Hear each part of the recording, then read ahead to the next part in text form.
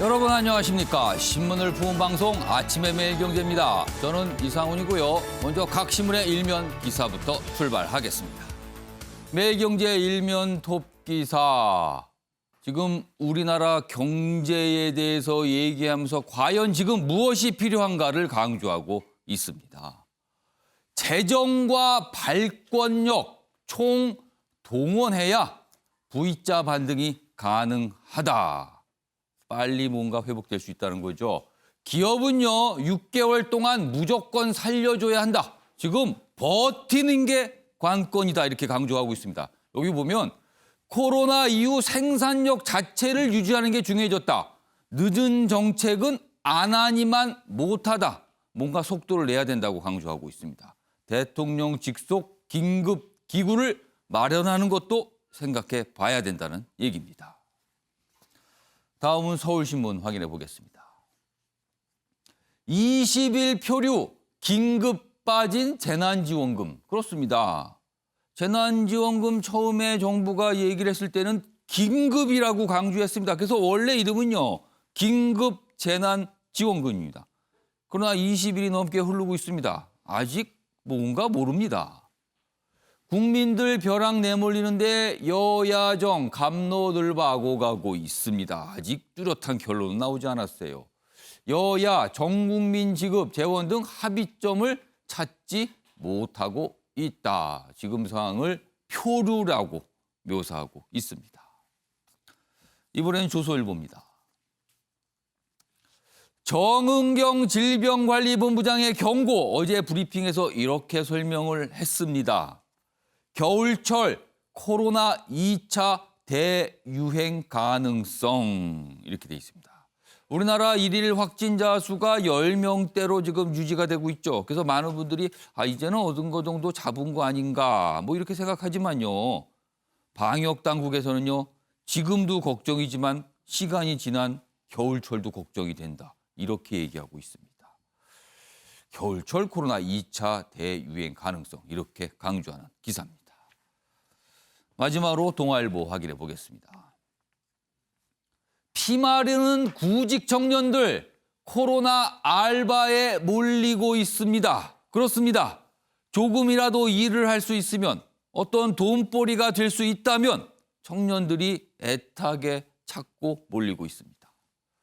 채용이 확 줄고 알바 자리마저 가뭄입니다. 지자체 코로나 업무 돕는 인턴. 이 인턴 자리에 청년들이요 엄청나게 지원을 하고 있답니다. 일부 시군은 경쟁률이 10대 1을 넘기기도 한다. 이런 자리 사실 임시직이고요. 몇 개월 정도만 근무할 수 없는 자리인데 이렇게 몰리고 있다는 겁니다. 향후 지금 고용, 실직 이게 가장 큰 문제가 아닌가 지금 많은 전문가들이 걱정을 하고 있습니다. 자. 지금까지 일면 기사 짚어봤고요. 오늘도 네 분 패널 나오셨는데요. 한 분씩 소개해드리겠습니다. 먼저 최경선 매일경제 논설위원 자리하셨고요. 그 옆에는요. 양지열 변호사 나오셨습니다. 그리고 윤기찬 변호사도 자리하셨고요. 마지막으로 오창석 시사평론가도 나오셨습니다. 안녕하세요.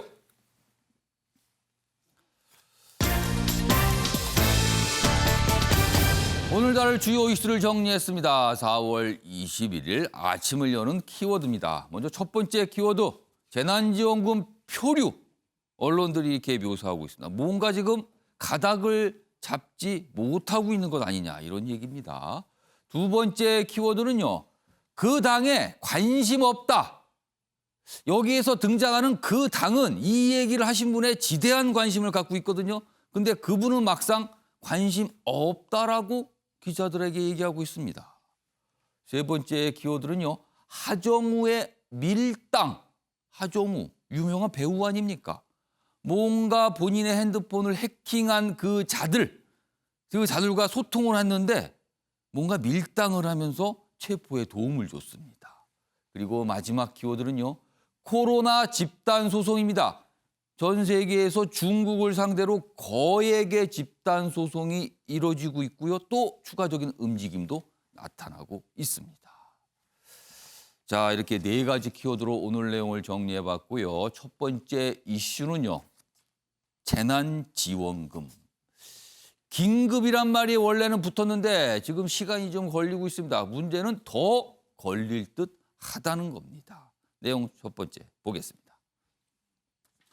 민주당 지급액 줄여서라도 모든 국민에게 줘야 한다. 이렇게 입장을 강조하고 있습니다. 그러면서 정부를 압박하고 있고요. 야당도 압박하고 있습니다. 내용 좀 더 보겠습니다. 지금 정부 측 입장을 얘기하고 있죠. 정세균 국무총리입니다. 어제 국회에서 추경과 관련된 시정연설을 했습니다. 그러니까 추경에 대해서 설명을 하고 국회에서 빨리 논의해 주세요. 이렇게 당부하는 자리였거든요. 거기서 이렇게 얘기합니다. 즉각 집행이 중요합니다. 그리고 일부 계층을 제외됩니다. 바로 이겁니다. 정부에서는 소득 하위 70%만 준다는 입장을 유지하고 있습니다. 정세균 국무총리 그 얘기를 한 겁니다. 그러나 이해찬 더불어민주당 대표 여야 전국민 지급 약속 이행해야 한다. 그러면서 다 줘야 된다는 거 다시 한번 강조하고 있습니다. 그런데요. 여기서 보면 이해찬 대표는 여야라고 얘기를 했습니다. 야, 총선 기간 동안 황교안 미래통합당 대표, 지금은 전 대표입니다만 1인당 50만 원 전 국민에 주겠다는 약속을 했습니다. 그 얘기를 다시 상기시킨 겁니다. 그런데 통합당은요. 생각이 달라진 듯합니다. 모두 50만 원씩 이 입장을 뒤집은 것 같아요. 근데 또 구성원에 따라서 각각 말이 다릅니다. 또. 그래서 뭔가 아직도 갈피를 못 잡은 거 아니냐 이런 지적 나오고 있습니다. 그런데 이 상황에서 민주당 역시도 속으로는요. 뭔가 재정에 대한 부담이 분명히 있는 것 같아요. 그래서 이런 얘기가 또 나옵니다. 4인 가구 기준으로 100만 원을 주겠다는 당 원래 약속과 달리 액수를 좀 줄이면 어떤가? 80만 원으로요. 이렇게 또 나오는 겁니다. 다음 기사 보겠습니다. 감액카드까지 꺼내든 여당. 그렇습니다. 주긴 주되 전 국민에게 다 주되 조금 액수를 줄이면 어떨까요? 라고 지금 얘기를 하고 있는 겁니다. 물론 그거를 아주 전면적으로 얘기하지는 않고 있습니다만. 그리고 대안 없이 오락가락하는 야당. 총선 전에는 당대표 입에서 준다 그랬잖아요. 다. 근데 지금은 또 약간 반대하는 목소리가 나와요. 그래서 오락가락이라고 설명돼 있습니다. 역시 요 내용이 좀 더 소개돼 있는데 그럼 또 궁금한 거는요. 그럼 청와대는 무슨 생각을 하고 있을까? 여기 소개돼 있습니다. 청은 여야 합의 나오면 절차 논의, 국회에서 알아서 하라는 겁니다. 자, 그러면은 관련 영상부터 확인해 보겠습니다. 일부 고소득층을 지급 대상에서 불가피하게 제외하였습니다. 국민 여러분의 양해와 협조를 부탁드립니다. 긴급재난지원금은 국가적 재난 상황에 대응하여 시급히 추진하는 사업인 만큼 즉각적인 집행이 가장 중요합니다. 그러면 이제는 선거 때 한 약속을 실천해야 할 시간입니다. 늦어도 4월 안에 추경안 처리를 마치고 5월 초에는 모든 국민이 재난지원금을 받을 수 있도록 해야 합니다. 이 항목 조정을 통해서 재난지원금을 지급한다면 그것은 바람직한 일이라고 우리도 입장을 진행해 왔습니다. 그러나 상당한 소비 여력이 있는 소득 상위 30% 가구에까지 100만 원씩 준다는 것은 저는 소비 진작 효과도 없고 또 경제 활력을 살리는데 큰 기여를 하지도 못할 것이라고 생각되고 또 앞으로 코로나19 사태가 언제까지 진행될지 모르는데 국가 재정을 대폭 흔들어 놓는 그런 방식의 국채 발행을 통한 재난지원금 지급은 저는 반대합니다. 각자의 다 이유도 있습니다. 그리고 나름대로 다 논리를 갖고 있습니다만 뭔가 이렇게 합의는 안 되고 있죠. 먼저 미래통합당에 소속되신 윤구찬 변호사. 통합당의 지금 생각은 뭡니까? 좀 설명 좀 해주세요. 지금 어떤 입장인 겁니까? 현재 제출된 정부안을 지지한다는 취지 같아요. 그러면은 일단 지급 대상은 소득하위 70%입니까? 현재 제출된 게 그렇기 때문에 근데 왜냐하면 총선 전에는 그게 아니었잖아요. 그때는 이제 차라리 다 주는 게 낫다라고 주장을 한 분도 계시고 예. 또 1인당 50만 원씩 지급하자고 주장하신 분도 예. 계신데 문제는 달랐던 것은 이제 재원 조달 방법이에요. 그 예. 당시에는 전체 다 해가지고 예. 예산 구조 조정을 해서 마련하자 재원을. 예. 그러면 지급할 여력이 있으니까 그런 취지로 주장했던 것인데 예. 지금 여당의 주장은 뭐냐면 요 추경안은 예산 구조 조정을 통해서 마련하고 예. 그다음에 정부 30%까지 상위 30%까지 지급을 하려면 예. 나머지는 적자 국채 발행을 통해서 빚내서 하자는 거거든요. 예. 그러니까 빚내서 30%줄 이유는 없다는 거예요. 통합당의 기조는. 그러니까 만약에 빚을 내지 않는다 그러면 예. 선거 때 했던 공약 유사한 약속과 같이 뭐 예산을 구조조정해서 재원이 마련된다면 예. 다 줄 수 있는데 예. 그런 그 여력이 없다 그러면 빚을 내서까지 상위 30%까지 줄 이유가 있느냐 이런 주장인 것 같아요. 맥락은. 그러면은 만약에 국채 발행 같이 이렇게 빚을 내는 방법이 아니라면 아닌 방법으로 그러니까 기존에 있던 예산을 이렇게 좀 조정해서 100%까지 할 수 있다면 통합당은 찬성하시는 거예요, 그 부분은? 그러니까 그 말에 대해서 명확한 언지는 없어요. 예. 다만 김재원 예결특위원장의 얘기가 예. 어쨌든 그 경제 활성화 측면에 좀 그 쓸 여력을 비축해 놓는 것이 어떠냐 이런 취지의 주장을 하고 있는데 예. 여야 협상을 통해서 만약에 재원 조달 방식이 빚내는 것이 아니라면 논의에 충분히 가능성은 있죠. 그런데 예. 홍남기 경제부총리가 얘기하듯이 지금 고용이 불안하잖아요. 그러니까 고용 대책을 위해서 비축해 놓을 돈. 조만간에 이제 정부에서 고용 대책이 나온단 말이죠. 예. 그럼 거기도 재원 조달 방식이 또 나올 것이고. 예. 이런 식으로 일단 정부의 곡간지게 말을 좀 들어보자. 이런 취지의 주장이 깔려 있는 것 같아요. 자, 이런 상황에서 이제 민주당의 입장은 그거 여기 기사에도 설명이 돼 있었지만요. 다시 한번 설명드리면 이렇습니다. 민주당은 100%다 주자. 모든 국민에게. 그런데 재원 문제가 정부에서 계속 문제 제기를 하거든요. 이거 국채를 발행해야 됩니다. 그리고 이제 야당도 또 반대를 해요. 그렇다면은 액수를 좀 줄이면 어떨까? 요 얘기가 이제 시작이 된 겁니다. 자, 이런 상황에서요. 정부의 입장을 대변하고 있는 경제부총리 어떻게 보면 태도가 굉장히 완강합니다. 내용 좀 보겠습니다. 여당 압박 아랑곳하는 홍남기 경제부총리 하위 70% 안을 국회에 설득해야 한다. 이렇게 공무원들에게 얘기하고 있습니다. 기획재정부 공무원들에게.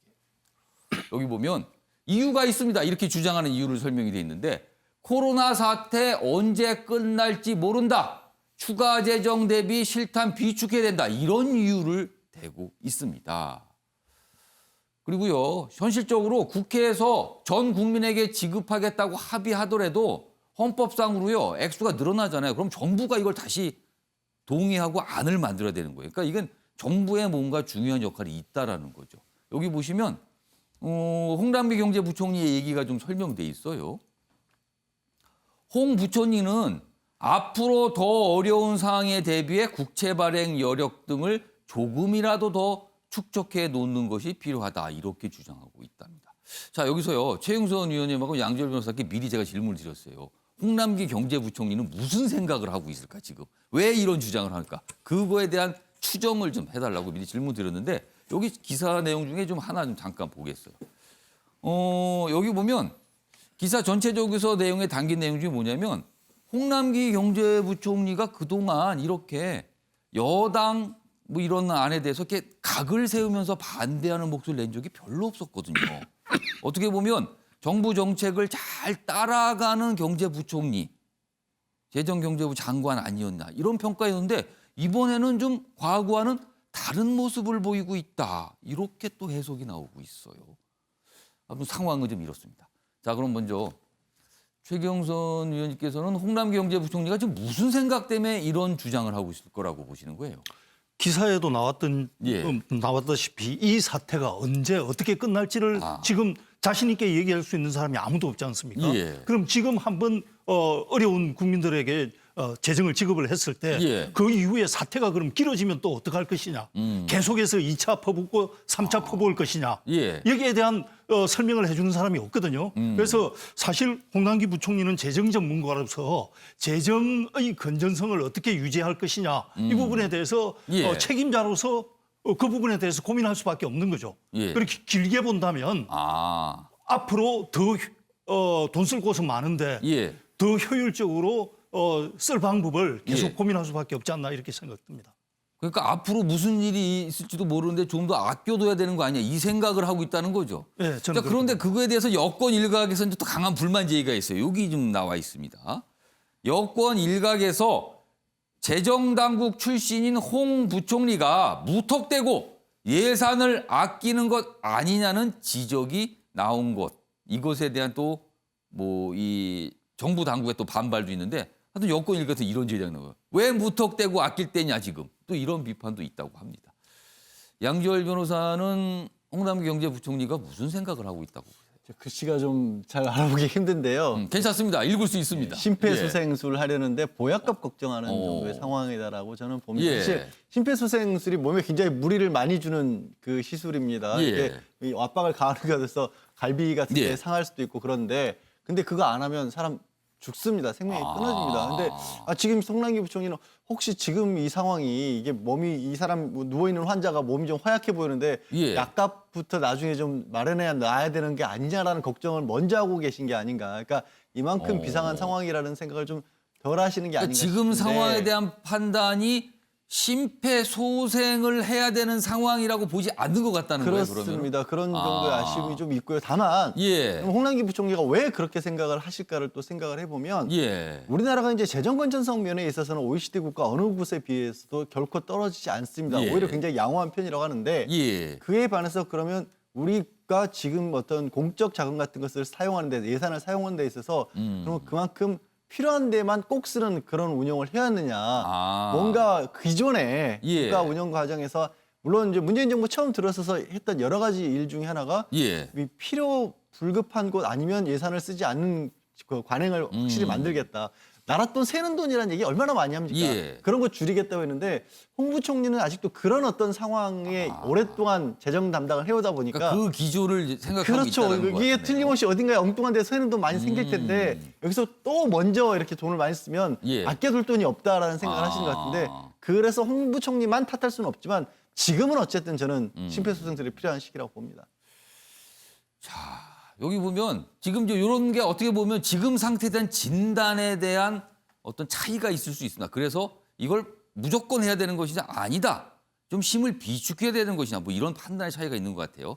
다음 기사는 앞으로 우리 경제 상황이 이럴 수도 있다는 전망을 좀 담고 있습니다. 보시죠. 올해 신규 실업자 최대 33만 명 이런 전망이 나왔습니다.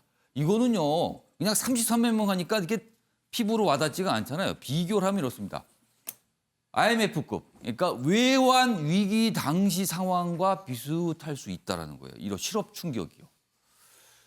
자, 여기 보면 고용시장 피해 상황 보고서 이렇게 돼 있고요. 경제 성장률 바탕 실업자 수 추정해 보니까 올해 33만 명 정도 실업자가 발생할 수도 있다라고 봅니다. 외환 위기 후 최대 실업 사태 전망입니다. 그러니까 또 앞으로도 더 심각할 수 있다는 거예요. 그러니까 이런 거에 대한 어떤 전망, 판단 이런 게 다 섞여 있어서 재난지원금 문제에 대한 이견들이 나타나고 있는 겁니다. 윤시환 변호사 하실 말씀 있으세요? 네. 예. 저는 그 홍남기 부총리의 개인적인 견해도 깔려 있지만 예. 청와대가 힘을 실어줬기 때문에 그렇다고 봐요. 청와대요? 예, 그러니까 대통령께서 물론 선거 이전에는 예. 미리 저 신청을 받아라 재난지원금에 대해서 예. 이런 말씀도 좀 주셨지만 빨리 하라 그랬죠, 2, 3일 전에. 예. 그렇지만 실제 김상조 정책실장도 홍남기 부총리하고 같은 행보를 보이고 있거든요. 지금 같은 의견이라고 나오고 있습니다. 그리고 그 뒤에 대통령께서 비상경제 중대본 비슷한 기구를 예. 설치해서 수장이 마치 홍남기 부총리인 것처럼 예. 힘을 실어줬단 말이에요. 그러면 청와대와 정부, 그러니까 청와대와 홍남기 부총리의 생각이 같다. 그러니까 청와대 살짝 빠져 있지만 예. 그렇기 때문에 홍남기 부총리가 저렇게 당과 각을 세우면서 당정 간에 협의가 안 되고 있는 거예요. 그렇다면 이 정권을 책임지고 있는 청와대와 예. 국간직인 정부 그 홍남기 부총리의 생각이 같다면 예. 진단을 그렇게 하고 있다는 거거든요. 그렇다면 각 당이 예. 나서서 이 진단에 불구하고 돈을 더 풀라라고 말을 하는 것은 좀 맞지 않고 더군다나 당정청이 합의가 안 된 상황에서 예. 야당 보고 너네 왜 입장이 달라졌냐라고 비판 먼저 하는 것은 예. 저는 맞지 않다고 봐요. 자, 오창석 평론가. 사실 이런 어떻게 보면 논쟁이 붙은 거죠, 지금. 이 논쟁에 여러 가지 갈래가 있지만 하나의 갈래는 상위 30%, 그러니까 소득 상위 30%는 상대적으로 여유가 있으신 분들이거든요. 정부 입장은 그런 여유 있는 분들까지 꼭 지급을 해야 되는 것이냐. 이런 또 논리를 피고 있어요, 사실은요. 네, 사실 뭐 그렇게 생각할 수는 예. 있는데 여전히 지금 건강보험료 정도 기준을 두고 있습니다. 예. 그렇다면은 사실은 일자리는 없는데 집에 원래 돈이 많은 경우, 생활에 지장이 전혀 없는 사람들을 구분해내지 못하는 부분이 있고 지금 보면은 대부분의 맞벌이 기업에 다닌 직장인들은 전혀 해당되지 않습니다. 근데 그런 사람들도 분명히 타격을 받고 있거든요. 예. 그렇기 때문에 다양한 각계각층에서 전 국민에게 지급해야 된다라고 얘기가 나오고 있고 예. 지금 오늘 발표된 기준으로 OECD에서 올해 경제 성장률을 전 세계 마이너스 3%로 규정을 예. 했고 우리나라는 마이너스 1.2%라고 합니다. 그러니까 그 중에는 가장 나은 상태예요. 예. 근데 이 마이너스 1.2%가 지금 나오는 IMF급입니다. 예. 근데 지금 보면은 다른 나라를 보면 미국 같은 경우는 GDP 예산 대비입니다. 예. 2020년 예산 대비 47.5%, 일본은 38.5%, 예. 독일은 17%,